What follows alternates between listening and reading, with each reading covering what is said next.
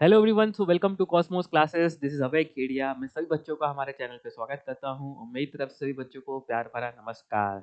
चलिए आज के सेशन को शुरुआत करते हैं। तो बेसिकली हम पढ़ रहे हैं लिक्विड सॉल्यूशंस, जो कि 12th स्टैंडर्ड का चैप्टर है, जहां बेसिकली हम लिक्विड सॉल्यूशन की कुछ बेसिक प्रॉपर्टीज के बारे में पढ़ाई करते हैं। चलिए तो आज के सेशन को शुरुआत करते हैं। Today is lecture number 9 of liquid solutions. ठीक है ना। अब बेसिकली हम लास्ट क्लास में हम क्या कर रहे थे, एक बार हम थोड़ा सा रिवाइज करें। बेसिकली लास्ट क्लास में पढ़ रहे थे कॉलिगेटिव प्रॉपर्टीज के बारे में। तो what do you understand bye colligative properties? Colligative properties कैसी प्रॉपर्टीज होती है? कॉलिगेटिव प्रॉपर्टीज वो प्रॉपर्टीज होती हैं लिक्विड सॉल्यूशन की जो डिपेंड करती है नंबर ऑफ सॉल्यूट पार्टिकल्स पे, और जो इस पे डिपेंड नहीं करती कि आपने सॉल्यूट पार्टिकल क्या लिया। That is the nature of solute particles. ये वो प्रॉपर्टीज है जो डिपेंड करती है नंबर ऑफ सॉल्यूट पार्टिकल्स पे। If the number of solute particle is same, it may be chances है कि nature of the solid particle, nature से समझ में आता है कि सर मतलब कोई और सॉल्यूट लिया, एक में ग्लूकोज लिया, एक में NaCl लिया, the nature is different, then also the property remain same. और ऐसी प्रॉपर्टीज को हम क्या बोलते हैं? Colligative properties.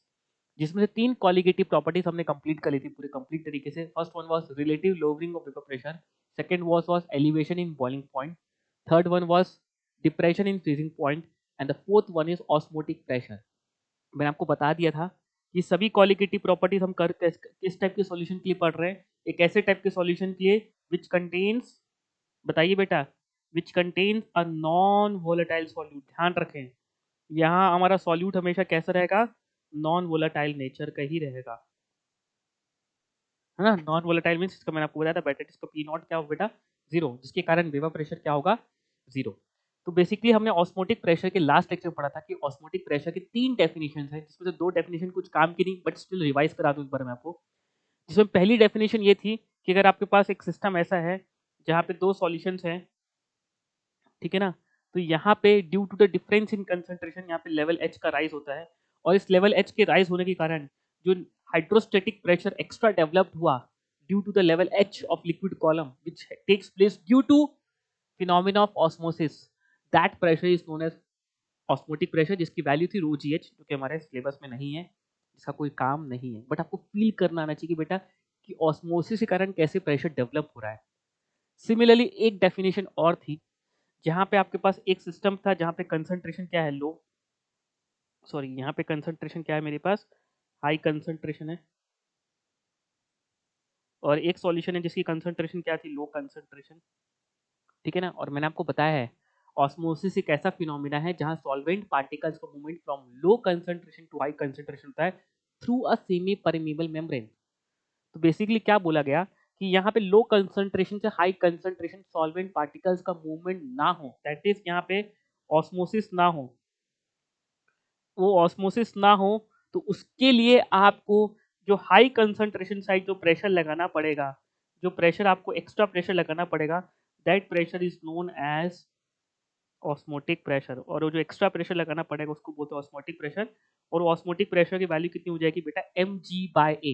कि भाई आपने m मास का कोई पिस्टन रखा, तो उसके कारण फोर्स कितना क्रिएट हुआ? mg। तो उसके कारण प्रेशर क्रिएट कितना होगा? mg/a, where a is the cross sectional area of piston. ठीक है ना। काम की नहीं है। ये 2 डेफिनेशंस आपके काम की नहीं है। आपके काम की ये डेफिनेशन है जहां पे मान लीजिए एक सॉल्यूशन है जिसको आपने सेमी परमिएबल मेम्ब्रेन के थ्रू एक सॉल्वेंट से आपने सेपरेट किया। तो again due to the phenomena of osmosis, यहाँ पे सॉल्वेंट पार्टिकल्स का मूवमेंट होगा from low concentration to high concentration. ये लो कंसंट्रेशन हो गई, भाई सिर्फ सॉल्वेंट है। ये हाई कंसंट्रेशन हो गई, चाहे कोई भी सॉल्यूशन का, लेट से आपके पास सॉल्यूशन की कंसंट्रेशन सी है। तो यहाँ पे जो ऑस्मोटिक प्रेशर है, इसकी फॉर्मूला है, ये आपको पता होना चाहिए, that is given bye CRT, where C is the concentration of solution which is in moles per liter. Very important point. अगर C का वैल्यू मोल्स पर लीटर है, R is universal gas constant. Since moles per litre it means volume litre में है, तो R का value भी litre atm वाला होगा, which is going to be 1/12, जिसको हम 0.0821 बोलते हैं। T हमेशा केल्विन टेम्परेचर में रहेगा। तो बेटा जब आपने वैल्यू लीटर एटीएम वाली ली, R का वैल्यू लीटर एटीएम वाला लिया जो कि यूनिवर्सल गैस कांस्टेंट है, तो बेटा आपका ऑस्मोटिक प्रेशर हमेशा किस में आएगा? एटीएम में ही आएगा। ध्यान रखना है, वेरी इंपॉर्टेंट पॉइंट। ठीक है ना। अगर आपने 2 सॉल्यूशन को अलग-अलग सेपरेट किया, एक सॉल्यूशन C1 एक सॉल्यूशन C2, और दोनों के कंसंट्रेशन में डिफरेंस है, तो अगेन यहाँ पे ऑस्मोसिस का फिनोमिना होगा, और ऑस्मोसिस के फिनोमिना के कारण जो प्रेशर डेवलप होगा that is called it osmotic pressure. और यहाँ पे ऑस्मोटिक प्रेशर का वैल्यू कितना होगा, it is C1 minus C2 into R into T, ठीक है ना। अगेन सेम यहाँ पे ऑस्मोटिक प्रेशर आपको किस मिलेगा, ATM में, because C1 C2 is the concentration in moles per litre, fixed है, ठीक है। सो इस पे लास्ट क्लास में आपको एक क्वेश्चन दिया था मैंने आपको एज अ होमवर्क, पहले इस क्वेश्चन को डिस्कस करते हैं। सो क्वेश्चन क्या था बेटा, आपको पूछा गया calculate osmotic pressure of 30% W by V glucose solution at 27 degree Celsius. तो बेसिकली आपको देखा जाए तो आपसे क्वेश्चन में ऑस्मोटिक प्रेशर पूछा गया है, आपको सॉल्यूशन में कंसंट्रेशन कितनी दिया है, 30% W by V ग्लूकोज का सॉल्यूशन है, सॉल्यूट आपका ग्लूकोज है, और टेम्परेचर आपका 27 डिग्री सेल्सियस है विच इज बेसिकली 300 केल्विन। तो कोई टेंशन नहीं सब, पाई ऑस्मोटिक प्रेशर का फॉर्मूला पता है सर, इक्वल्स टू CRT। सी का वैल्यू सर पता है सर, कंसंट्रेशन दी है 30% W बाई वी, आर पता है, टी पता है, बट प्रॉब्लम क्या है, प्रॉब्लम ये है कि यहाँ पे जो सी होता है बेटा, ये मैंने आपको बताया that it should be in moles per litre, जिसको हम मोलैरिटी भी बोलते हैं, ये मोलैरिटी में होना चाहिए था, बट कंसंट्रेशन आपको दी 30% W by V. Again it is a part of interconversion of concentration terms, जहाँ पे आपको आपने किसी सॉल्यूशन की कंसंट्रेशन को किसी एक पर्टिकुलर यूनिट में या किसी पर्टिकुलर कंसंट्रेशन टर्म्स एक्सप्रेस किया है, बट आपको वही सॉल्यूशन की कंसंट्रेशन को एक्सप्रेस करना इन टर्म्स ऑफ मोलैरिटी। अब यहाँ पे मैंने आपको इंटर कन्वर्जन का फॉर्मूला दिया हुआ है, बट मैं इस फॉर्मूले को अवॉइड करना चाहता हूँ। मैं चाहता हूँ कि आप कोई भी कंसंट्रेशन टर्म को इंटर कन्वर्ट कर सके।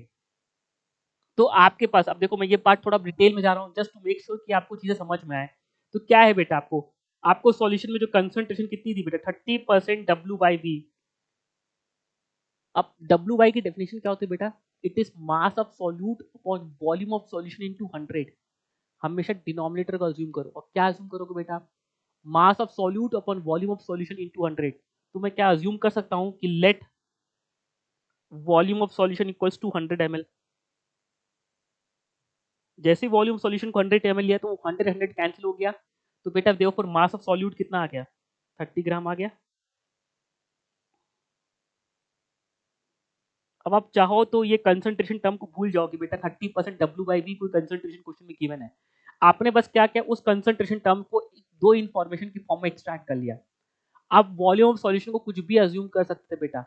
मैंने 100 इसलिए लिया बिकॉज मेरी कैलकुलेशन थोड़ी फास्ट हो जाती है बेटा, मेरे को सोचना कम पड़ता है। बिकॉज 30% W बाई वी की डेफिनेशन क्या है, it is mass of solute upon volume of solution into 100। तो मैंने वॉल्यूम सॉल्यूशन को 100 लिया, जिसे 100 कैंसिल हो गया, और देयरफॉर मास ऑफ सॉल्यूट किसके बराबर हो गया आपका, 30 के बराबर। क्वेश्चन खत्म। अब यहां से आपको निकालनी क्या है, मोलैरिटी।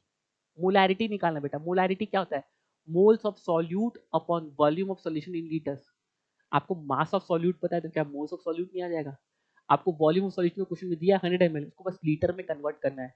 तो देयरफॉर मोलैरिटी कितनी होगी बेटा बताओ, मास ऑफ सॉल्यूट कितना होगा 30 बाय मोलर मास कितना हो गया बेटा, ग्लूकोज, ग्लूकोज का मोलर मास कितना होता है बेटा, इट इज 180, याद रहे तो बहुत अच्छी बात, C6H12O6 upon volume of solution in litres, बस यही ना, जिसको मैंने फॉर्मूला के टर्म में बता रखा है। मैं आपको बता दूं, मैंने आपको इंटर कन्वर्जन का इसका फॉर्मूला भी दे रखा है, फॉर्मूला लिख दे रहा हूँ कि molarity equals to percentage W by V into 10 divide by molar mass of solute. देखिए वही रिलेशन बन रहा हो, देखिए देखिए इंटर कन्वर्जन देखिए वही बन रहा है, देखो वो 30/180 बन रहा है, और इंटू 10 ऊपर आ रहा है, 100 और 1000 का कैंसिल होके देखो वही चीज बना है, percentage dividable by into 10 by molar mass solute. ये मैंने इंटर कन्वर्जन का फॉर्मूला लिखा हुआ है फर्स्ट क्लास के लेक्चर में। तो बेसिकली आपकी कंसंट्रेशन मोलैरिटी कितनी होगी, ये जीरो कैंसिल, ये जीरो कैंसिल, 3 6 18, 2 5 10, 2 3 6, तो बेसिकली कंसंट्रेशन हो गई 5/3 मोलैरिटी। अब क्वेश्चन आसान हो गया। अब नाउ नाउ अब आपसे क्वेश्चन पूछा क्या है, molarity sorry osmotic pressure which is given by pi equals to CRT। तो आपने इसको मोलैरिटी में कन्वर्ट कर लिया, कितना आया था अपने पास 5/3। आर का वैल्यू सर 1/12 या 0.0821 इंटू टी, टेम्परेचर कितना है 300 केल्विन, ये हो गया 100, ठीक है ना। तो पाई हो गया आपका 500/12 के बराबर, मैं डायरेक्टली इसको वैल्यू निकाल रहा हूँ। सो 500 डिवाइड बाई 12 कितना आ गया 4, 500/12 भी बचा है ना, ठीक है। सो ये वैल्यू आ गई कितनी 41.6 ATM के बराबर, और यही आपका क्या हो गया आंसर, ठीक है। ठीक है, क्या मेरी बात आपको समझ में आ रही है? ठीक है ना? तो बेसिकली प्लीज़ आप लोगों को ध्यान क्या रखना है यार, प्रॉब्लम क्या होती है कि भाई ऑस्मोटिक इस चैप्टर का सबसे इम्पोर्टेंट पार्ट ये था बेटा, जो मेरा फर्स्ट लेक्चर था, that was inter conversion of concentration terms. ये टॉपिक मैं आपको अलग से पढ़ाऊँगा, जो 11th स्टैंडर्ड का टॉपिक है कि भाई यहाँ पे इन डेप्थ नॉलेज में कोई कंसंट्रेशन टर्म्स को डिस्कस करूँगा। बट ओवरऑल आपके दिमाग में पिक्चर क्लियर होना चाहिए। जब भी inter conversion of concentration term की ज़रूरत पड़े, आपके पास एक ही काम होना चाहिए कि आपको जो गिवन कंसंट्रेशन टर्म है उसको किसी 2 इन्फॉर्मेशन में एक्सट्रैक्ट करना है बस। वो पार्ट आपको करना आना चाहिए कि कैसे, वो कौन-सी 2 इन्फॉर्मेशन एक्सट्रैक्ट करना है, जो गिवन कंसंट्रेशन टर्म है उसके रिस्पेक्ट में सोचना है आपको, बस खत्म। ठीक है? चलिए, so let's move to the next part. यहाँ पे एक टर्म और होता है on the basis of osmotic pressure, एक टर्म डिफाइन होता है जिसको हम बोलते हैं आइसोटोनिक सॉल्यूशन, हाइपरटोनिक सॉल्यूशन और हाइपोटोनिक सॉल्यूशन। ये 3 टाइप के सॉल्यूशंस है जो डिफाइंड है on the basis of osmotic pressure. क्या है? What do you understand by iso? Iso stands for same. Iso का मतलब ये होता है क्या है? सेम। तो अगर आपके पास 2 सॉल्यूशन है और दोनों सॉल्यूशन की ऑस्मोटिक प्रेशर सेम है, then we say that the both the solutions are isotonic in nature.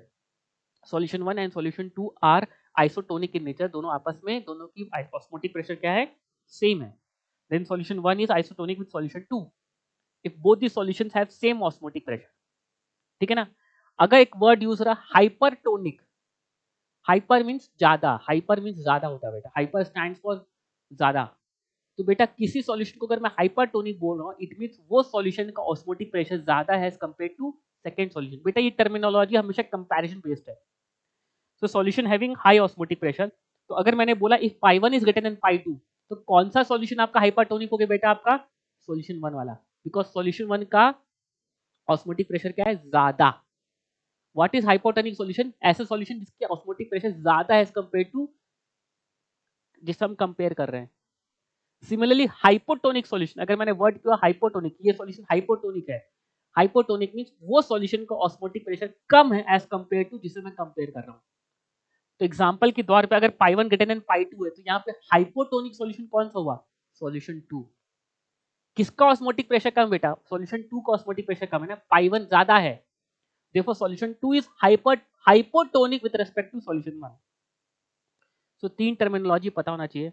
अब ध्यान रखें, आपको न्यूमेरिकल के पॉइंट ऑफ व्यू से आपको सिर्फ आइसोटोनिक सॉल्यूशन पता नहीं चाहिए कि आइसोटोनिक सॉल्यूशन क्या होता है। ऐसा सॉल्यूशन जिसकी ऑस्मोटिक प्रेशर क्या है? Same, that is pi 1 equals to pi 2। ये दोनों सॉल्यूशन का इक्वेशंस का इनका कोई न्यूमेरिकल इंपॉर्टेंस नहीं है, बट इनका थ्योरेटिकल क्वेश्चंस आपसे कुछ पूछे गए कि कौन सा सॉल्यूशन हाइपरटोनिक है, कौन सा सॉल्यूशन हाइपोटोनिक है। ये सब क्वेश्चंस आपको थ्योरेटिकल एस्पेक्ट में आपको आंसर करना आना चाहिए। न्यूमेरिकल के पॉइंट ऑफ व्यू से आपको आइसोटोनिक सॉल्यूशंस को यूज करना पड़ेगा। ठीक है ना? चलिए, जैसे क्वेश्चंस कैसे पूछे जाते हैं उसको मैंने थ्योरी की फॉर्म में रखा है। क्वेश्चन को कई बार concept of swelling and shrinking करके मैंने कॉन्सेप्ट बनाया आप लोगों के लिए।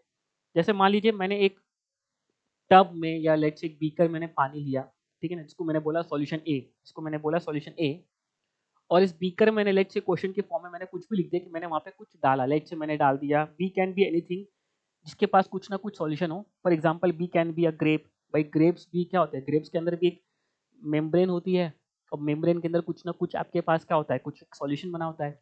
या एग हो गया या शुगर बीट हो गया, कोई भी चीज़, मतलब आपने कुछ एक चीज़ डाला जिसके अंदर कुछ ना कुछ एक सॉल्यूशन है।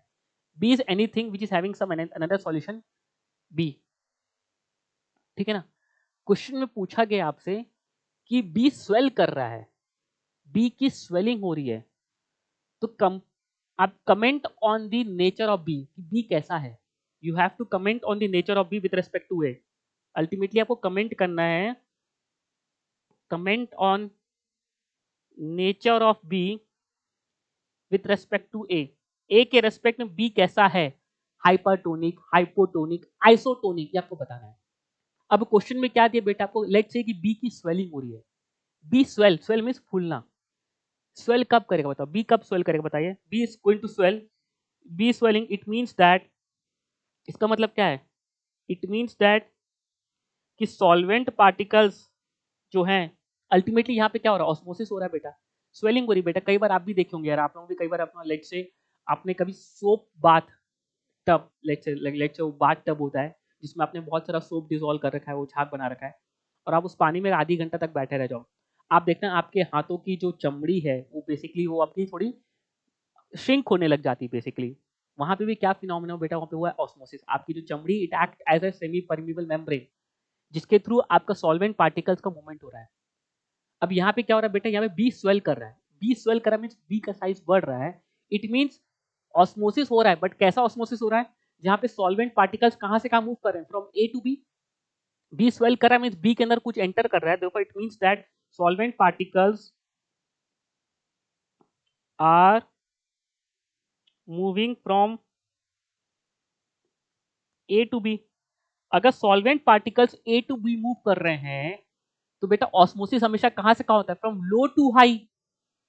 osmosis takes place by osmosis always takes place from osmosis takes place from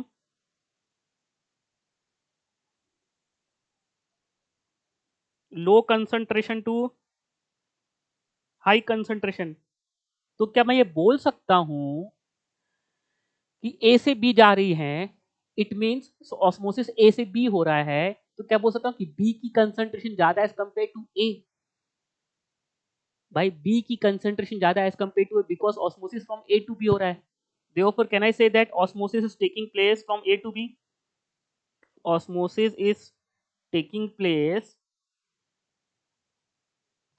from A to B। अगर A to B है तो इट मीन्स B की कंसंट्रेशन ज्यादा है। B की कंसंट्रेशन ज्यादा है, इट मीन्स B का ऑस्मोटिक प्रेशर ज्यादा, because osmotic pressure equal to C R T. R T तो कांस्टेंट है बेटा। अल्टीमेटली ऑस्मोटिक प्रेशर किसके प्रोपोर्शनल है, कंसंट्रेशन के। therefore can I say that therefore this implies B is hypertonic। B की osmotic pressure ज्यादा है, it means B is hypertonic with respect to A।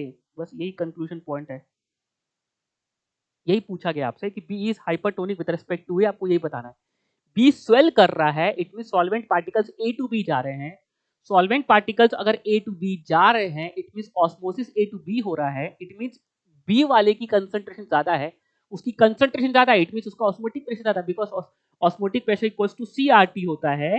Therefore B is hypertonic because B का osmotic pressure ज्यादा है, because B की concentration ज्यादा है तो B का ऑस्मोटिक प्रेशर ज्यादा है, and therefore B is hypertonic with respect to A। क्या मेरी बात क्लियर है? सिमिलरली ऐसे कुछ एग्जांपल दिया आपको, और लेट से उस एग्जांपल में बी श्रिंक कर रहा है। बोला कि बी श्रिंक कर रहा है, again comment on the nature of B. Again you have to comment, ठीक है ना, कमेंट कि बी क्या है, आइसोटोनिक है, हाइपरटोनिक है, हाइपोटोनिक है। एग्जांपल्स में ऑप्शंस देख के समझ में आना पड़ेगा आपको। तो बेटा B is shrinking, it means B से सॉल्वेंट पार्टिकल्स मूव कर रहे हैं बिकॉज बी श्रिंक कर रहा है। B shrinking, this implies that solvent particles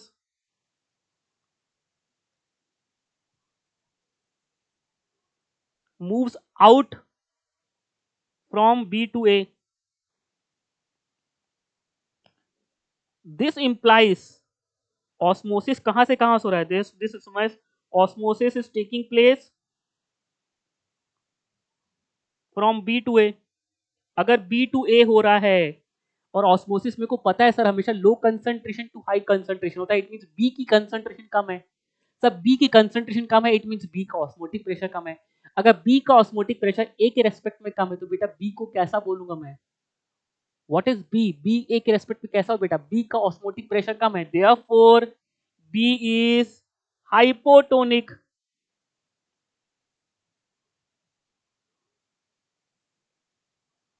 ये आपका आंसर हो गया, ठीक है ना। ऐसे सवाल आपसे पूछे जाते हैं, ठीक है ना। हाइपरटोनिक हाइपोटोनिक के लैंग्वेज के वर्ड्स में ये क्वेश्चन आपसे पूछे जाते हैं। एक ऑप्शन आइसोटोनिक होगा जो कि पॉसिबल ही नहीं। आइसोटोनिक होता तो ना तो स्वेलिंग होती ना तो श्रिंकिंग होगी, तो आप क्या बोलते, if neither shrinking neither swelling is taking place, it means A and B are isotonic solutions. अब इसका एक बहुत इंपॉर्टेंट मेडिकल इंपॉर्टेंस भी है जो कि आप एक्चुअली ऑब्जर्व करेंगे, बट मैं आपको जस्ट थ्योरेटिकल एस्पेक्ट बता रहा हूँ आपको, कि आपने सुना होगा कुछ इंजेक्शंस होते हैं जो इंट्रावेनियस होती है। इंट्रावेनियस जो आपकी वेन्स में लगती हैं, आपकी वेन्स के थ्रू आपके ब्लड के साथ वो कांटेक्ट में आते हैं, आपके ब्लड सेल्स के थ्रू कांटेक्ट में आते हैं। आपने देखना वो जो इंजेक्शन की बॉटल्स होती है ना, जो इंजेक्शन की बॉटल्स होती है वहां पे टर्म लिखा रहता है that is isotonic. I think आपको विजिबल हो या ना हो, बट ये वर्ड आपको दिख रहा होगा, दैट इज वहां पे एक वर्ड लिखा होता है हमेशा बॉटल्स में, दैट इज आइसोटोनिक। अब वो आइसोटोनिक क्यों लिखा होता है? Whenever any intravenous injection is given, it is ensured that it is isotonic with blood vessels. आपकी जो ब्लड वेसल्स है उसके साथ उसको आइसोटोनिक होना बहुत जरूरी है। अब ऐसा क्यों? सुनिए, आप खुद इमेजिन करिए बेटा कि मान लीजिए आपकी जो ब्लड वेसल्स है ना, ब्लड वेसल्स के अंदर भी आपका कोई सॉल्यूशन होता है और आपने बाहर एक लिक्विड आपने स्प्रेड आउट किया जो कि आपने इंजेक्शन के थ्रू आपने अपने वेन्स में डाला। अगर वो दोनों लिक्विड आइसोटोनिक रहे तो ना ही वाटर का मॉलिक्यूल्स जो आपने इंजेक्शन लिक्विड डाला है, ना ही पानी आपका अंदर जाएगा जो आपने लिक्विड डाला है, ना ही पानी ब्लड वेसल से कोई चीज़ अंदर आएगी। लेकिन अगर आपका जो इंजेक्शन है, जो आपने लिक्विड डाला बॉडी में, अगर वो आपका हाइपरटोनिक रहा तो बेटा क्या होगा बताइए? लेट्स से अगर आपका इंजेक्शन हाइपरटोनिक है, हाइपरटोनिक मीन्स उसकी कंसंट्रेशन ज़्यादा है, उसका ऑस्मोटिक प्रेशर ज़्यादा है और लिक्विड ब्लड वेसल्स के अंदर जो लिक्विड है उसकी कंसंट्रेशन कम है, तो बेटा ऑस्मोसिस क्या होगा बेटा आपका?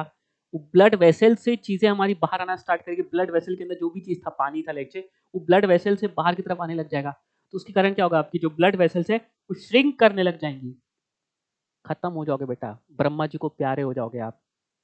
सिमिलरली अगर आपका जो सॉल्यूशन है लेट्स से हाइपोटोनिक हुआ, आपने जो लिक्विड डाला, हाइपोटोनिक मींस उसका osmotic pressure come, it means उसकी कंसंट्रेशन कम, उसकी कंसंट्रेशन कम मींस वो आपकी ब्लड वेसल्स के अंदर एंटर करने लग जाएगा, तो it will lead to the swelling of your blood vessels.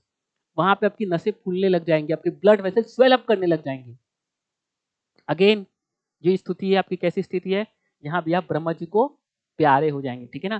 तो बेसिकली जो भी आपके लिक्विड्स जो आपके आपके बॉडी में एंटर करती हैं थ्रू वेन्स, वेन्स जहाँ आपके ब्लड वेसल से कांटेक्ट में आती हैं, वहां पे दे आर एंश्योर्ड दैट कि they should be made isotonic with your blood. वो ब्लड के साथ उनका आइसोटोनिक नेचर होना चाहिए, मींस दोनों का ऑस्मोटिक प्रेशर, दोनों का CRT का वैल्यू सेम होना चाहिए, ठीक है ना? तो ये कुछ मैंने आपको पिक्चर के फॉर्म में डिटेल में डाला है, आप लोग पीपीटी के फॉर्म में इसको जरूर देखिएगा, आपको समझ में बहुत अच्छे से आ जाएगा, ठीक है? सो इसमें बेस्ड एक क्वेश्चन दिया मैंने आपको, a 10% W/V solution of a non-volatile solute is found to be isotonic with 3% W/V solution of glucose, then calculate the molar mass of non-volatile solute। एक ये सॉल्यूशन है, क्या दिया बेटा क्वेश्चन में? एक सॉल्यूशन ये रहा, एक सॉल्यूशन ये रहा, यहाँ पे आपने सॉल्यूशन कैसा डाला है? नॉन वोलेटाइल सॉल्यूट का डाला है, और यहाँ पे सॉल्यूशन क्या आपका? ग्लूकोज का सॉल्यूशन है, जिसकी कंसंट्रेशन कितनी है? 3% W/V, और ये सॉल्यूशन कितना है? 10% W/V। ये दोनों सॉल्यूशंस क्या है आपके? आइसोटोनिक हैं। आइसोटोनिक मींस ये जो सॉल्यूशन है लेट्स इसका P1 पाई 1 है, तो दोनों पाई 1 इक्वल्स टू पाई 2 है। अब टेम्परेचर के बारे में कुछ बात नहीं किया, therefore this implies can I say that C1 equals to C2, दोनों की कंसंट्रेशन भी बराबर है, because pi1 equal to C1 RT, pi2 equal to C2 RT, RT RT cancel, therefore can I say that C1 equals to C2, ठीक है? अगर C1 equals to C2 है तो बस आपको दोनों को इक्वेट करना है। लेकिन अगेन अब यहाँ पे जो आपकी C1 C2 होते हैं वो किस में होते हैं? मोलैरिटी में, परसेंटेज W/V में नहीं होते बेटा, मोलैरिटी में होते हैं। यहाँ पे ऑस्मोटिक प्रेशर में C1 C2 किस में होते हैं? मोलैरिटी में। तो अगेन मैं क्वेश्चन को बाय डिफॉल्ट कंफ्यूजन के लिए लाया हूँ, आपको परसेंटेज W/V को कन्वर्ट करना है किस पे कन्वर्ट करना है? मोलैरिटी पे। अब मैं डायरेक्ट अभी फॉर्मूला यूज कर ले रहा हूँ, percentage W/V, molarity equals to क्या था? Percentage W/V into 10 by molar mass of solute, यही था। ये भी थोड़ी देर पहले हम आपको प्रूफ करके भी दिखाए बेटा भी, कि अगर आपको लेट से इंटर कन्वर्जन का फॉर्मूला नहीं पता तो आप क्या करोगे बेटा? Let the volume solution equals to 100 ml, तो मास ऑफ सॉल्यूट कितना हो गया? 10 ग्राम, तो वहां से मोल्स ऑफ सॉल्यूट कितने हो गए? 10 by m by volume solution कितना है? 100 बाय 1000। आई थिंक मेरी बात क्लियर हो रही है आपको? भाई यहाँ से C1 निकालोगे आप, पेज ऐड कर लूं मैं,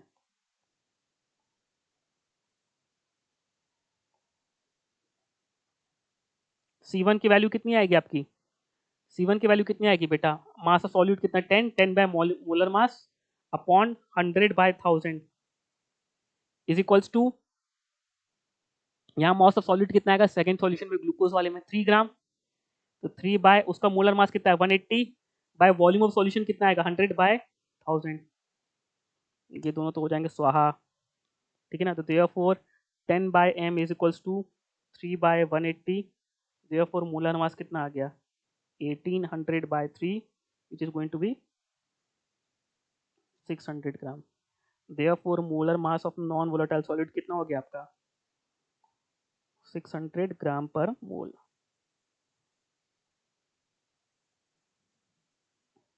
आई थिंक सबको क्लियर है। सो बेसिकली प्लीज आप लोग ध्यान रखें कि आपसे क्वेश्चंस में न्यूमेरिकल एस्पेक्ट में आपसे आइसोटोनिक सॉल्यूशंस के बारे में बोल के कि ये solution is isotonic with this solution, calculate this and this, ये आपसे पूछ सकता है कुछ भी। तो उस केस में अल्टीमेटली मैंने आपको बोला बेटा कि न्यूमेरिकल एस्पेक्ट में क्वेश्चन पूछूंगा तो मैं आपसे आइसोटोनिक सॉल्यूशन का पूछूंगा कि मैं बोल दूंगा ये सॉल्यूशन इसके रेस्पेक्ट में आइसोटोनिक है, कैलकुलेट द मोलर मास और कैलकुलेट द कंसंट्रेशन, ऐसा कुछ भी पूछ सकता हूं मैं, ठीक है ना। सो उस केस में आपको क्या करना है बेटा, pi one equals to pi two, this implies C one equal to C two. C one लेकिन मोलैरिटी में होना चाहिए, तो 10 बाई एम इंटू 1000, 100 बाई 1000, ये कैसे आया? अभी लास्ट क्वेश्चन आपको बताया था कि परसेंटेज डब्ल्यू बाई वी को मोलैरिटी में कैसे कन्वर्ट करते हैं। अब बेसिकली इस पर्टिकुलर कंसंट्रेशन टर्म के लिए ना ये इंटर कन्वर्जन इंपॉर्टेंट हो जाता है, किसका? परसेंटेज डब्ल्यू बाई वी का मोलैरिटी में। ये special transformation, special inter conversion के फॉर्मूले मैंने आप लोगों को लिख के दिया था, ठीक है ना, लेक्चर नंबर 1 पे, तो प्लीज एक बार आप लोग उसके थ्रू गो थ्रू कर लेना, ठीक है। So this is all about osmotic pressure. अब हम जाएंगे हमारे second part of this particular chapter, qualitative properties का ही पार्ट है, एक सब टॉपिक है जिसको हम बोलते हैं एबनॉर्मल क्वालिटेटिव प्रॉपर्टीज। है तो अल्टीमेटली क्वालिटेटिव प्रॉपर्टीज, बट यहाँ पे एक टर्म यूज हो रहा है एबनॉर्मल क्वालिटेटिव प्रॉपर्टीज। और इसी एबनॉर्मल क्वालिटेटिव प्रॉपर्टीज को सॉल्व करने के लिए कि जब what do understand abnormal qualitative properties आपको बताऊंगा, और उसी को लिंक किया हमने एक टर्म से जिसका नाम है वांट ऑफ फैक्टर, जिसको हम रिप्रेजेंट करते हैं आई की मदद से, स्मॉल आई की मदद से। सो दोनों टॉपिक साथ साथ में चलेंगे। सो लेट्स मूव फॉरवर्ड, अब इस टॉपिक को थोड़ा कंटिन्यू करते हैं अपन। So basically what do understand by abnormal qualitative property. अब ये बहुत इंपॉर्टेंट है बेटा, ये टॉपिक आप लोगों के लिए थोड़ा, इस चैप्टर में अगर क्वेश्चंस बनेंगे तो बेटा वो बनेंगे एबनॉर्मल क्वालिटेटिव प्रॉपर्टीज। अल्टीमेटली आपको ये पार्ट आपको सेट करना है। अब जो भी कुछ हमने पढ़ा है, फॉर्मूलेस तो हमने ऑलरेडी डिराइव कर लिए, उसमें एक फैक्टर ऐड करने वाला हूं मैं, जिसको वांट ऑफ फैक्टर बोलूंगा मैं, और वो प्रॉपर्टी ऑटोमेटिक आपकी एबनॉर्मल क्वालिटेटिव प्रॉपर्टी बन जाएगी। बट पहले आप समझें कि एबनॉर्मल क्वालिटेटिव प्रॉपर्टी होता क्या है, समझने की कोशिश करना। लेट्स से आपने क्या किया, आपने में अपने पानी में 10 मोल NaCl के डाले, तो आपने सॉल्यूट पार्टिकल कितने मोल्स डाले? 10 मोल डाले। अभी तक आपके दिमाग में पिक्चर क्लियर की बेटा, क्वालिटेटिव प्रॉपर्टी किस पे डिपेंड करती है? क्वालिटेटिव प्रॉपर्टी डिपेंड करती है नंबर ऑफ सॉल्यूट पार्टिकल्स में, ये आपको पता है बेटा। क्वालिटेटिव प्रॉपर्टीज वो प्रॉपर्टी है सॉल्यूट पार्टिकल्स के नंबर पे डिपेंड करती है, ठीक है ना। तो आपने पानी में डाला 10 मोल किसका? NaCl का। जैसे आपने 10 मोल NaCl पानी में डाले, अब ये NaCl पानी में जाते ही क्या होता है? डिसोसिएट कर जाता है, किसमें? Na प्लस और Cl माइनस पे। आपको पता है कि NaCl एक स्ट्रॉन्ग इलेक्ट्रोलाइट है, तो NaCl 100% डिसोसिएट करता है। तो अगर NaCl डिसोसिएट किया तो पानी में उसने Na प्लस के कितने आयंस बना दिए? 10 मोल। Cl माइनस के कितने आयंस बना दिए? 10 मोल। तो सॉल्यूशन में टोटल सॉल्यूट के पार्टिकल्स कितने हो गए? 20 मोल्स। आपने सॉल्यूट डाला था NaCl, बट वो डिसोसिएट कर गया, फाइनली सॉल्यूशन में कितने सॉल्यूट पार्टिकल्स को? 20 मोल्स। और उस केस में जो क्वालिटेटिव प्रॉपर्टीज है, that properties are known as abnormal. Abnormal क्यों? बिकॉज आपने सोचा था कि आपने 10 मोल डाला, बट उसके करस्पॉन्डिंग लेकिन सॉल्यूशन में जो क्वालिटेटिव प्रॉपर्टीज आई, वो क्वालिटेटिव प्रॉपर्टी जो वैल्यू आई, it was corresponding to 20 moles, and this phenomena is known as abnormal qualitative property. So whenever there is a dissociation or association means आपने 10 मोल डाले किसी चीज के, बट पानी में जाके कंबाइन कर गए due to hydrogen bonding, intermolecular force of attraction, कुछ भी हो सकता है बेटा, वो रीजंस मैं आपको बताऊंगा कुछ एग्जांपल्स के। And due to hydrogen bonding molecules combine करके एक सिंगल मॉलिक्यूल बन गए, तो आपने डाले थे 10 मोल, पानी में बचे सिर्फ 5 मोल, सिर्फ 5 मोल पार्टिकल्स, जिसको बोलते हैं association, when the particles combine. तो उसके कारण क्या हो रहा है? Number of solute particles, number quantity क्या हो गई? कम हो गई। उस सॉल्वेंट में नंबर ऑफ सॉल्यूट पार्टिकल्स की प्रॉपर्टी क्वांटिटी क्या हो गई? कम हो गई ड्यू टू एसोसिएशन, या फिर डिसोसिएशन के कारण बढ़ गई, नंबर ऑफ सॉल्यूट पार्टिकल्स क्या हो गए? बढ़ गए। And due to which number of solute particles either increase और डिक्रीज। सिंस क्वालिटेटिव प्रॉपर्टीज, मैंने आपको बताया है, since qualitative properties depends on the number of solute particles, therefore the qualitative properties will also change, and this phenomena is known as abnormal qualitative property. तो बेटा आपको बहुत important point बोलने जा रहा हूं कि आप अब जब भी क्वेश्चन को सॉल्व करेंगे तो आपको दिमाग में सोचना है कहीं ये जो सॉल्यूट है वो जाके पानी में डिसोसिएट एसोसिएट तो नहीं कर रहा। अब इसको कैसे सोचोगे आप, ये चीज हम धीरे धीरे सीखने वाले हैं कि आपको कैसे पता चलेगा कि सर यहाँ पे हमारा एसोसिएशन हो रहा है कि डिसोसिएशन हो रहा है, ठीक है ना। इनफैक्ट चलो मैं आपको आगे बताता हूं कि now what do understand by dissociation? मैंने आपको जस्ट बता दिया है। Dissociation means breaking into substance, कि सब्सटेंस कुछ डाला आपने, वो क्या हो गया? ब्रेक कर गया। ब्रेक कर गया तो can I say that number of particles, हमारे सॉल्यूट पार्टिकल्स बढ़ गए। सॉल्यूट पार्टिकल्स बढ़ गए तो देयरफॉर कोलिगेटिव प्रॉपर्टी भी बढ़ेगी, because colligative property directly proportional to क्या आ रहा था, याद करिए जैसे मोलैलिटी आ रहा था। अब मोलैलिटी में ऊपर क्या था? Number of moles of solute. Osmotic pressure क्या था बेटा? कंसंट्रेशन सी के बराबर था, उसमें भी ऊपर क्या था? Number of moles of solute. तो क्या बोलूंगा कि सर सॉल्यूट पार्टिकल्स बढ़ गए तो कोलिगेटिव, हर एक कोलिगेटिव प्रॉपर्टी की वैल्यू बढ़ गई। अगर हर एक कोलिगेटिव प्रॉपर्टी की वैल्यू बढ़ गई तो बेसिकली हम बोलते हैं कि डिसोसिएशन के कारण कोलिगेटिव प्रॉपर्टी की वैल्यू क्या होती है? बढ़ती है। अब ध्यान रखना, सभी की सभी कोलिगेटिव प्रॉपर्टी सॉल्यूट के मोलर मास के इनवर्सली प्रोपोर्शनल है। सर ये कैसे हुआ? भाई सारी सभी की सभी कोलिगेटिव प्रॉपर्टी मोल्स के डायरेक्टली प्रोपोर्शनल आया था बेटा, ध्यान रखिए आप। मोल्स ऑफ सॉल्यूट के डायरेक्टली प्रोपोर्शनल टू क्या था बेटा आपका? आरएलवीपी क्या था? मोल फ्रैक्शन ऑफ सॉल्यूट, जिसको मैंने मोलैलिटी के टर्म्स में लिखा था। तो बेटा मोल्स ऑफ सॉल्यूट के डायरेक्टली प्रोपोर्शनल था। तो मोल्स क्या होता है बेटा? मोल्स क्या होता है? Mass upon molar mass. तो कैन आई से दैट कि colligative property is inversely proportional to molar mass. तो मैं क्या बोलूंगा? Due to dissociation molar mass क्या होता है मेरा? सॉल्यूट का मोलर मास डिक्रीज कर जाता है। सिमिलरली ड्यू टू एसोसिएशन, जहां नंबर ऑफ सॉल्यूट पार्टिकल्स घट गए तो कोलिगेटिव प्रॉपर्टी भी घट गई, तो वहां पे मोलर मास क्या होता है? सॉल्यूट का बढ़ जाता है। बढ़ जाता है मतलब यार हो सकता है आपने कुछ सोचा ही नहीं, मान लीजिए भाई आपको पता नहीं था कि एसोसिएशन डिसोसिएशन हुआ, आपने न्यूमेरिकली कॉन्सेप्ट लगाया और आपने मोलर मास निकाल दिया, और आपने जो मोलर मास निकाला आपने गलत निकाला। बिकॉज अब जो मोलर मास आएगा ड्यू टू डिसोसिएशन, मान लीजिए आपने निकाला 60 आया, बट एक्चुअली जो मोलर मास सॉल्यूट का आएगा वो that is going to be less than 60। ठीक है, तो इन ऑर्डर टू अंडरस्टैंड कि एसोसिएशन कितना है, डिसोसिएशन करना है, उसके लिए टर्म डिसाइड किया गया, टर्म को इंट्रोड्यूस किया गया in order to explain the association and dissociation, that is called its van't Hoff factor, जिसको हम स्मॉल आई से प्रेजेंट करते हैं। तो what is van't Hoff factor? ये कि ऐसा फैक्टर है which takes into account dissociation or association of solute particles in a given solvent। ये एसोसिएशन और डिसोसिएशन को अपने अकाउंट में लेता है। अब वांट ऑफ फैक्टर की मैथमेटिकल डेफिनेशन क्या है? वांट ऑफ फैक्टर की मैथमेटिकल डेफिनेशन ये है, number of moles of particles after dissociation और एसोसिएशन, जो भी कुछ हो रहा है, upon number of particles of moles of particles before dissociation. जब अगर मान के चले अगर डिसोसिएशन नहीं हुआ या एसोसिएशन नहीं हुआ, दैट इज बिफोर डिसोसिएशन और एसोसिएशन। जब डिसोसिएशन नहीं हुआ, जब ओरिजिनली था, लेकिन जैसे ही पानी में डाला वो डिसोसिएट कर गया, तो that is a number of solute particles after dissociation divide by number of solute particles before dissociation. ठीक है, ये इसका मैथमेटिकल एक्सप्रेशन है।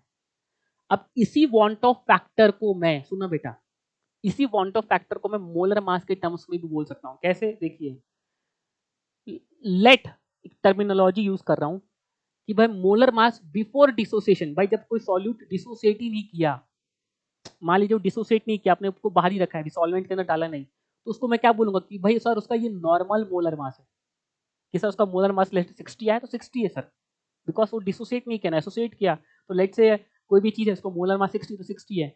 लेकिन जैसे आपने पानी में डाला तो लेट से वो डिसोसिएट कर गया, एसोसिएट कर गया, तो अब उसका मोलर मास जो भी होगा उसको मैंने बोला लेट से एब नॉर्मल मोलर मास। भाई टूट गया तो मोलर मास कम हो जाएगा, एसोसिएट कर गया तो मोलर मास बढ़ जाएगा। तो मैंने बोल दिया कि लेट से मोलर मास कितना हो गया? एब नॉर्मल मोलर मास। तो यहाँ पे वांट ऑफ फैक्टर का एक रिलेशन और आता है। भाई आई का आपका फॉर्मूला क्या है? Number of moles, sorry, number of moles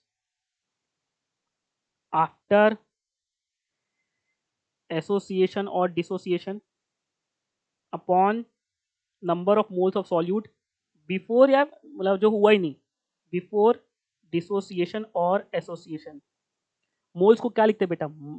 mass upon molar mass. अब मास तो कंजर्व्ड है बेटा, mass is conserved, so it is before after dissociation molar mass क्या था? इसको बोलते हैं abnormal molar mass, upon mass तो कंजर्व्ड है upon normal molar mass. Therefore I का देखो एक और रिलेशन आ गया, it is also a ratio of normal molar mass. भाई नॉर्मल ऊपर चले गया, अपॉन एब नॉर्मल मोलर मास। क्या होता है एग्जाम टाइम ना बच्चा, मैं ये भूल जाता हूँ, तो ये डेरिवेशन थोड़ा सा ध्यान रखोगे ना, तो आपको थोड़ा कंफ्यूजन कम होगा। Therefore I की एक और डेफिनेशन है, that is normal molar mass upon abnormal molar mass. Normal molar mass जो बेटा आपको मैंने दिया फॉर्मूला, उस फॉर्मूले को देख के आप बता दोगे सर ये रहा normal molar mass. Abnormal molar मास बेटा आपको नहीं पता, ये आप एक्सपेरिमेंटली पता करोगे। तो अगर क्वेश्चन में आपको एबनॉर्मल मोलर मास दिया है और आपको नॉर्मल मोलर मास दिया, तो बेटा दोनों को डिवाइड करके भी आप आई निकाल सकते हो। ऐसे पूछा नहीं जाता, बट स्टिल ये फॉर्मूला पता होना चाहिए, ठीक है ना। सिमिलरली एक और थर्ड, अब आपको पता है कि molar mass is inversely proportional to qualitative properties, तो बेसिकली वांट ऑफ फैक्टर का एक और रिलेशन बन जाता है, it is abnormal qualitative property upon normal qualitative, so it is also a ratio of abnormal qualitative property upon normal qualitative property. तो therefore अगर मेरे को कोई भी एबनॉर्मल क्वालिटेटिव प्रॉपर्टी निकालना है, अब ये रिलेशन मेरा काम का है, मेरे को कोई भी एबनॉर्मल क्वालिटेटिव प्रॉपर्टी निकालना है, तो उसको उस फैक्टर को, उस नॉर्मल क्वालिटेटिव प्रॉपर्टी को आई से मल्टीप्लाई कर दूं, बस मेरा काम हो जाएगा। Because abnormal qualitative property equals to I times, cross multiplication हो गया, ठीक है ना, ये क्रॉस मल्टीप्लीकेशन हो गया इससे। Therefore abnormal qualitative property equals to I times of the normal qualitative properties. तो बेटा मेरे को नॉर्मल क्वालिटेटिव प्रॉपर्टीज तो पता है, उसको बस उस फैक्टर को आई से मल्टीप्लाई करना है, that is called its van't Hoff factor. आपके दिमाग में क्वेश्चन आ रहा है वांट ऑफ फैक्टर हम निकालेंगे कैसे, बस वही पार्ट आके सीखना है आपको, ठीक है ना। सेशन बोरिंग ना हो जाए, because we have already completed 36 minutes. So मैं थोड़ा सा आपको एटलीस्ट वांट ऑफ फैक्टर निकालना सिखा दूंगा, फिर नेक्स्ट क्लास में कुछ क्वेश्चंस की हम प्रैक्टिस जरूर करेंगे, ठीक है ना। तो बेटा थोड़ा रिदम बना के चलो, हो सकता है आपको थोड़ा सेशन में चीजें समझ में नहीं आ रही, थोड़ा कंफ्यूजन हो रहा है, बिकॉज अचानक से डिसोसिएशन एसोसिएशन होने लग गया। अभी तक तो ऐसा कुछ हो नहीं रहा था सर, आप अचानक से क्या कर रहे हो, और हम सोचेंगे कैसे ये भी बताऊंगा आपको, कब सोचना है कब नहीं सोचना है, कब आपको पता चलेगा कि एसोसिएशन डिसोसिएशन हो रहा है, ये आपको खुद कैसे पता चलेगा, थोड़ा बहुत कुछ एग्जांपल्स और कुछ टेक्निक्स की मदद से आपको मैं सोचना बताऊंगा, ठीक है ना। सो अब लेट्स से आपने आई निकाल लिया, अभी आई कैसे निकालना आपको सिखाऊंगा, बट लेट्स से आपने आई निकाल लिया, therefore whenever there is association और डिसोसिएशन, तो मैं क्या बोल सकता हूँ कि क्वालिटेटिव प्रॉपर्टीज का फॉर्मूला क्या ये बन गया, therefore RLVP which is P not minus PS upon PS, उसका फॉर्मूला बन जाएगा बेटा I into mole fraction of solute, because भाई मेरा फॉर्मूला क्या है, I into normal qualitative properties, तो I into molar mass of mole fraction of solute. अब यहाँ पे बहुत इंपॉर्टेंटली ध्यान रखना बेटा, ये फैक्टर I क्या है, ये फैक्टर I वो है जो मोल्स ऑफ सॉल्यूट के बढ़ने के कारण कितना बढ़ा, उस I फैक्टर को उससे मल्टीप्लाई करते हैं। तो यहाँ पे I into mole fraction of solute नहीं है, ये बेसिकली ये फैक्टर कुछ ऐसा है। भाई मोल फ्रैक्शन क्या होता है, it is I into moles of solute. अब यहाँ पे सॉल्यूट नीचे भी होता है, तो देयरफॉर यहाँ पे I नीचे भी आएगा, ऐसे I into moles of solute plus moles of solvent. सबसे इंपॉर्टेंट पार्ट है, I यहाँ पे नीचे भी आता है, सिर्फ यही एक एक्सप्रेशन थोड़ा कंफ्यूजन वाला था। भाई mole fraction of solute ultimately multiplied by I हो रहा है, बट वो I किससे मल्टीप्लाई, बट सॉल्यूट पार्टिकल्स के नंबर ऑफ मोल्स से, तो यहाँ पे तो मोल्स ऑफ सॉल्यूट ऊपर और नीचे दोनों आता है, तो basically I into moles of solute upon I into moles of solute plus moles of solvent. और इसी कारण मैंने आपको बोला था ये एक्सप्रेशन थोड़ा लेंथी हो जाता है, कैलकुलेटिव हो जाता है, प्रॉब्लमेटिक हो जाता है in order to solve the questions. So instead of using this expression, sorry यहाँ पे P not minus P S upon P not होता है, सॉरी, ठीक है ना। Instead of using this expression, अब देखो बेटा यहाँ पे नीचे भी आई को मल्टीप्लाई करना पड़ेगा, पहले आई को कैलकुलेट करना पड़ेगा, कैलकुलेशन बहुत गंदी हो जाती है बेटा यहाँ पे। तो यहाँ पे हमने बेटर एक्सप्रेशन निकाला था, हमने P not minus P S upon एक पी एस करके एक्सप्रेशन लिखा था, which was equals two moles of solute upon moles of solvent. तो यहाँ पे आई को बस आपको मोल्स ऑफ सॉल्यूट से मल्टीप्लाई करना है, तो इंटू आई, बस खत्म। अब ये इक्वेशन सॉल्व करना रिलेटिवली हमारे लिए आसान है। So whenever there is an association or dissociation is taking place, then you have to multiply the terminology, the moles of solute by factor of I, which I is want of factor है, want of factor कैसे निकालना है ये आगे आके बताऊंगा आपको। So better is कि आप यहाँ पे ये एक्सप्रेशन को यूज करें, ज्यादा बेटर है। देखो बेटा आपको जो पहला एक्सप्रेशन पता था कि vapour pressure of solution is given by P not of solvent into mole fraction of solvent, आप ये भी यूज नहीं कर सकते, बिकॉज यहाँ पे आपने सॉल्वेंट का एसोसिएशन डिसोसिएशन तो हो नहीं रहा, तो बेटा यहाँ पे भी आपने वांट ऑफ फैक्टर आई का यूज नहीं किया। तो इस अल्टीमेटली आपके पास जो बेटर एक्सप्रेशन है आपको जो यूज बचता है यूज करेंगे that is going to be this one, जहाँ पे आप आई फैक्टर को हमेशा काउंट कर रहे हो। अब जब डिसोसिएशन एसोसिएट नहीं होगा तो आई का वैल्यू 1 हो जाता है। अब वो कब होता है मैं आपको बताऊंगा आगे, बस थोड़ा सा सोचना स्टार्ट करो आप। सिमिलरली डेल्टा टीबी का फॉर्मूला क्या बन जाएगा? अब भाई मोलैलिटी में मोल्स ऑफ सॉल्यूट ऊपर ही होता है, तो बेटा यहाँ पे बन जाएगा डायरेक्टली आई इंटू के बी इंटू एम। अल्टीमेटली आपने मोल्स ऑफ सॉल्यूट को आई से मल्टीप्लाई कर दिया। सिमिलरली डेल्टा टी एफ क्या बन जाएगा आपका? I into K F into M. And similarly आपका ऑस्मोटिक प्रेशर कितना बन जाएगा बेटा? I into C into R into T. भाई सी पे भी कंसंट्रेशन मोल्स ऊपर होता है, तो अल्टीमेटली आपने मोल्स ऑफ सॉल्यूट को उस आई के फैक्टर से मल्टीप्लाई कर दिया। तो कैन आई से दैट ये आपका सीधे फाइनली ये आपका क्या बोलते हैं ऑस्मोटिक प्रेशर का रिलेशन हो गया, थोड़ा ऊपर नीचे हो गया आई थिंक। ये इसको ठीक करके डाल दूंगा जब पीपीटी आप लोगों को मैं शेयर करूंगा।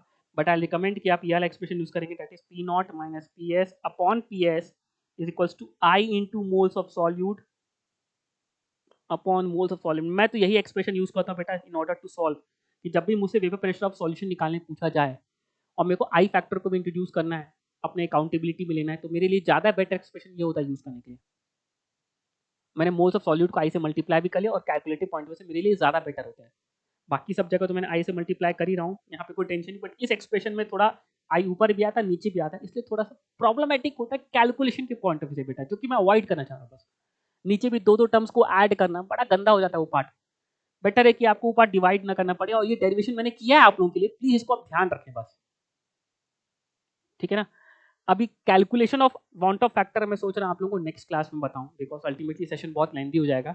नेक्स्ट क्लास में calculation of want Hoff factor, ये आपको कैलकुलेशन का फॉर्मूला है, और उसके बाद भी बहुत सारे न्यूमेरिकल्स, बहुत सारे क्वेश्चंस का आपको सॉल्व करना है। फिर बहुत नेक्स्ट क्लास बहुत इंपॉर्टेंट है, बिकॉज नेक्स्ट क्लास अल्टीमेटली यही है कि आपको पता चल जाएगा कि कब आपको आई लेना है, कब नहीं लेना है, आई की वैल्यू कितनी लेनी है, कैसे कैलकुलेट करनी है। नेक्स्ट क्लास बहुत इंपॉर्टेंट है आप लोगों के लिए, बिकॉज अल्टीमेटली न्यूमेरिकली मैं सोचूं तो न्यूमेरिकली आपको एबनॉर्मल कॉलिगेटिव प्रॉपर्टी मानते हुए चीजों को प्रोसीड करना है। जो चीज नहीं टूट रही है या नहीं डिसोसिएट करी, नहीं एसोसिएट करी, उसके लिए आई का वैल्यू 1 हो जाता है। तो अल्टीमेटली आपके लिए फॉर्मूला तो यही है, हमेशा आई के साथ ही है। वो पहले इसलिए नहीं पता है बिकॉज अल्टीमेटली कंफ्यूज होता है। अब मैं आपको बता दूं आई, तो आपके लिए हमेशा फॉर्मूला तो यही है। अब कहाँ चले गया? अब आपके लिए कोई भी कॉलिगेटिव प्रॉपर्टी का फॉर्मूला यही है बेटा, हमेशा विद द टर्म आई। अब कई बार वो आई का वैल्यू 1 हो जाएगा बस। भाई ग्लूकोज ना तो डिसोसिएट करता है ना एसोसिएट करता है, तो ग्लूकोज के लिए आई का वैल्यू हो जाता है 1, ठीक है ना। तो अल्टीमेटली वो चीज मैं आपको समझाना, सोचना, सीखना बताऊंगा आपको नेक्स्ट क्लास में। तो you have to remember this only, ये आपके लिए इंपॉर्टेंट है, ना कि जो हमने पहले पढ़ा। पहले पढ़ा वो गलत नहीं पढ़ा हमने, बट पहले हमने इस चीज के बारे में सोचा ही नहीं कि भाई सॉल्यूट पार्टिकल्स अगर डिसोसिएट और एसोसिएट कर गए तो सॉल्यूट पार्टिकल्स की क्वांटिटी तो चेंज हो गई। तो बेटा कॉलिगेटिव प्रॉपर्टीज हम जो निकाल रहे हैं एक्सपेरिमेंट करके, और हमारे थ्योरेटिकल वैल्यू मैच नहीं करेगी, बिकॉज हमने ये फैक्टर को अकाउंटेबिलिटी में लिया ही नहीं। वो अब ले लिया अपन ने। क्या मेरी बात सबको क्लियर है? ठीक है ना। So I continue the topic from van't Hoff factor का calculation in the next class. हम नेक्स्ट क्लास में वांट ऑफ फैक्टर का कैलकुलेशन करेंगे, कैसे निकालना है, कब सोचना है, उस बेस्ड न्यूमेरिकल्स करेंगे प्रैक्टिस। तो नेक्स्ट क्लास थोड़ी लेंथी भी होगी और इंपॉर्टेंट भी रहेगी। तो see you in the next class, till then take care, goodbye, have a nice day. And please everyone, जो बच्चे हमारे चैनल से जुड़े हुए हैं, प्लीज इस चैनल को सपोर्ट करो, प्रमोट करो, अपने फ्रेंड्स को बताओ कि यहाँ पे अभय सर आप लोगों के लिए बहुत शानदार तरीके से कंटेंट ला रहा हूँ। So please support this channel, share this videos, share this content with your friends, with your colleagues, and subscribe these channels, and please put your comments and all. Let me know your feedback so that I can improve more कि आप किस तरीके से content आपको चाहिए। ठीक है, चलिए बच्चा पार्टीज आज यहाँ अलविदा लेते हैं। See you again tomorrow, till then take care, goodbye, have a nice day, bye bye.